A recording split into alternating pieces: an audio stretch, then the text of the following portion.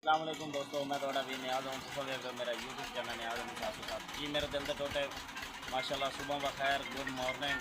सुबह सुबह बैठे थे आए हैं तो कल असी गए थे शहर रूसी का समान लैन वास्ते तो असं दूर पानी लेते हैं ट्रैक्टर वास्ते। पानी चेक करो, ये असी रजीटर च पा रहे हैं। अगला पानी भी गंदा तो जो चेंज किया वाश किया रजीटर भी चेक करवाने तो उस बाद तो चेक करवाने असी एदा कूल पानी पा रहे हैं। ये वास्ते भी गर्मी ना करे ट्रैक्टर, ताकि ये कूल रहे।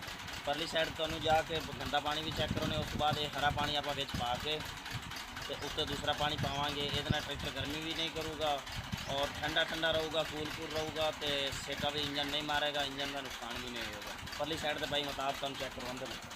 बंद कर जा, क्या आग लगी है? बंद कर पा लेने, बंद कर बंद करें, वीडियो बने देखना। बंद कर जा,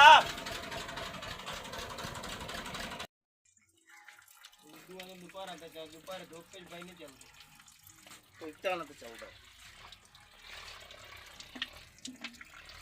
तो भाईजान ट्रैक्टर के इस कंडीशन अगर आप ट्रैक्टर चलावीए तो वह नुकसान भी है ना, इंजन का नुकसान भी है, ट्रैक्टर गर्मी भी करूँगा। इस वास्ते असी लिया कूल, तो सब कूल, बंदा ही कूल ट्रैक्टर कूल।